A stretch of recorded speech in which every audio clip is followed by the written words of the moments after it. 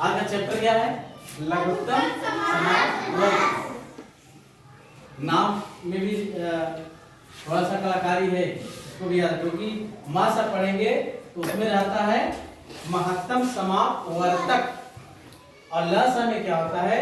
लघुत्तम समापवर्तक। वर्तक नहीं, लघुत्तम समापवर्त्य। अगर इस नाम को, अगर इसको अच्छे से समझ गए कि लघुत्तम का मतलब क्या होता है, समापवर्त का मतलब क्या होता है, तो ल सा आप लगा देंगे। ठीक है, अभी आगे हम लोग देखेंगे इसकी कई विधियां हैं लगाने के, लेकिन पहले इसके नाम से देखते हैं है क्या है। ठीक है, ल सा है क्या? ऊपर लिखा गया पूरा नाम इसका लघुत्तम समापवर्त। तो लघुत्तम का मतलब क्या होता है और समापवर्त का मतलब क्या होता है, इसको देख लेते हैं। चले चलिए देखिए, लघुत्तम 3 शब्द हैं इसमें। कितने शब्द हैं? 3 शब्द हैं। लघुत्तम और समापवर्त जो है इसमें भी 2 शब्द हैं। एक है सम और इसमें क्या जुड़ा हुआ है? अपवर्त्य। क्या जुड़ा हुआ है? यार इसमें 3 चीजें, अगर तीनों चीज आप समझ गए तो ल सा काफी हद तक आप समझ जाएंगे। तो लघुत्तम, लघु मतलब क्या होता है? छोटा। लघु मतलब छोटा और दीर्घ मतलब बड़ा, लेकिन लघु है ना। महत्तम मतलब बड़ा, अभी आप मां से जब पढ़ेंगे तो महत्तम आएगा, लेकिन यहाँ क्या है? लघुत्तम। लघु माने छोटा और लघुत्तम मतलब छोटा से छोटा, यानी छोटा से छोटा का मतलब जो ये सबसे छोटा हो उसको हम कहते हैं लघुत्तम। यानी लघुत्तम का मतलब हो गया छोटा से छोटा से या छोटा सा छोटा, छोटा से छोटा कहिए, छोटा सा छोटा, या इसी को हम कह सकते हैं कम से कम। कम से कम, छोटा से छोटा कहिए चाहे कम से कम, इसका मतलब क्या होता है? लघुत्तम। लघुत्तम का मतलब छोटा से छोटा या कम से कम। इसका मतलब होता है सबसे छोटा या इसका मतलब होता है सबसे कम। ये कहा जाए सबसे छोटा, छोटा छोटा चीज बताइए, इसका मतलब जो सबसे छोटा वही होगा ना, वही है। कम से कम का मतलब सबसे कम। अब सम का मतलब क्या होता है? सम का मतलब यहाँ कॉम, अंग्रेजी में कॉमन कहेंगे। सम का मतलब जो बराबर, यानी दोनों में हो। अभी आप देखेंगे जब ल सा निकालने के लिए कम से कम 2 संख्या या 2 से ज्यादा संख्या की जरूरत होती है। ठीक है, एक संख्या का ल सा में 2 संख्या है। ठीक है, उन दोनों संख्याओं में या 2 से अधिक संख्याओं में क्या होना चाहिए? सेम, यानी बराबर होना चाहिए। जो पहले वाले में है वही दूसरे में भी होना चाहिए, तीसरे में भी होना चाहिए, चौथे में भी होना, यानी जितनी भी संख्याओं का ल सा निकालना होगा सब में वो संख्या होनी चाहिए, वो संख्या होनी चाहिए। अब कौन सी संख्या है? इसका मतलब होता है सभी में, कह सकते हैं सभी में, सभी में समान, सभी में समान, सभी में समान, इसका मतलब है। और अपवर्त्य, अपवर्त्य का मतलब होता है गुणज, इसको हम गुणज भी कहते हैं। क्या कहते हैं? गुणज। गुणज यानी जो गुणा करने पे प्राप्त होता है। गुणज यानी जो गुणा करने पे प्राप्त, यानी किसी भी संख्या में 1 2 3 4 5 यानी प्राकृतिक संख्याओं से गुणा कर दे तो गुणज प्राप्त होता है, उसी को अपवर्त्य भी कहते हैं। ठीक है, अच्छा 4 में आप लोग पढ़ चुके हैं।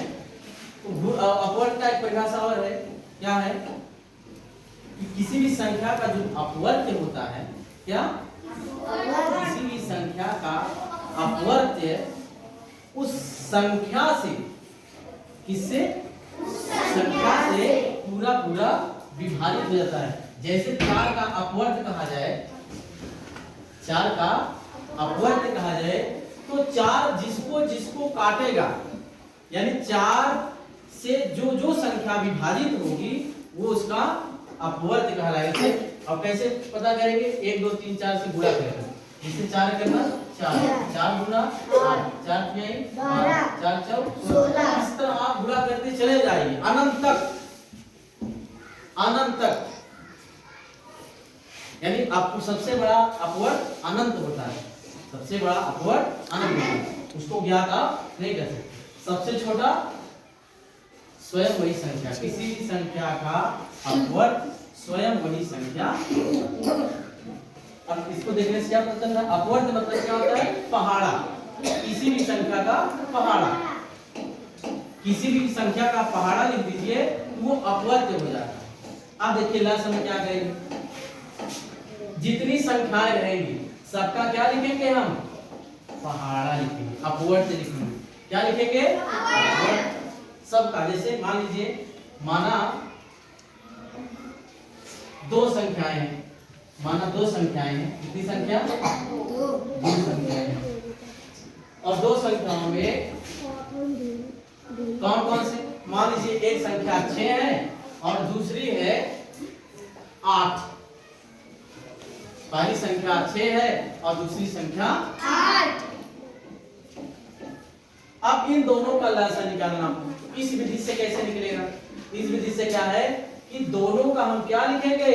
अपवर्त, यानी पहाड़ा लिखेंगे। तो 6 का पहाड़ा लिखिए, 6 का गुणज या 6 का अपवर्त लिखिए।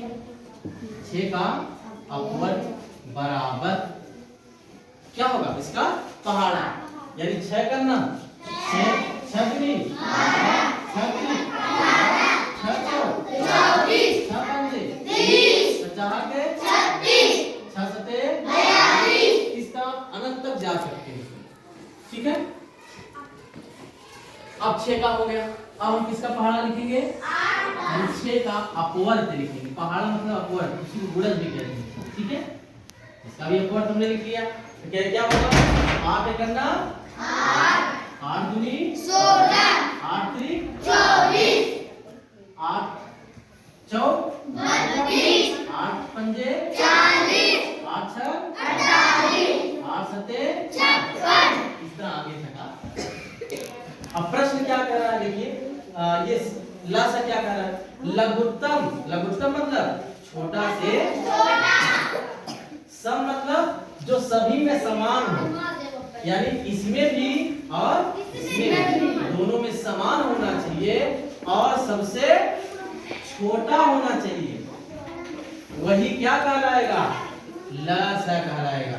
यानी किसी भी संख्याओं का जो लसाअ होगा, पहले उसका हम अपवर्त लिखेंगे, फिर उस अपवर्त में देखेंगे कौन कौन सी संख्या सब में है। ठीक है, जैसे देखिए कौन कौन सा है?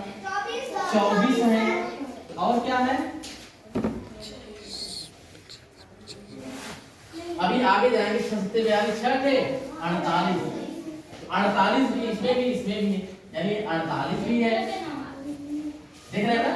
यानी आपको कई संख्या दोनों में मिलेगी, लेकिन लिखना कौन सा है? जो सबसे छोटा है। यानी 6 और 8 का लसाअ क्या हो गया? 6 और 8 का लसाअ बराबर 24। क्यों? क्योंकि इन दोनों का जो अपवर्त लिखा गया 24 भी है 48 भी है और आगे भी मिलेगा, लेकिन उन सब में सबसे छोटा कौन है? 24। इसलिए 6 और 8 का लसाअ क्या हो गया? 24। ये इस विधि को हम कहते हैं अपवर्त विधि। क्या कहते हैं? अपवर्त विधि। ये विधि जो है छोटी संख्याओं के लिए, छोटी संख्याओं के लिए। किसके लिए है? छोटी संख्याओं के लिए। जब संख्याएं बड़ी हो जाती हैं तब इस तरह करने में समस्या आती है। आपको पहाड़ा बहुत लंबा चौड़ा लिखना पड़ेगा, हो सकता है कहीं काफी आपको भरना पड़ जाए, इसलिए यह विधि थोड़ा सा कठिन हो जाता है। ठीक है, इसलिए इसको आसान करने के लिए दूसरी विधि है, वो है भाग विधि। सबसे आसान विधि है भाग विधि, लेकिन ये विधि भी आना चाहिए। ठीक है, अपवर्त विधि भी है आपको। ठीक है, तो अभी हम भाग विधि भी बताएंगे आपको। ठीक है, अपवर्त विधि थोड़ा सा क्या है, थोड़ा सा कठिन है। ये छोटी संख्याओं के लिए। कैसी संख्याओं के लिए? जैसे 2 4 6 8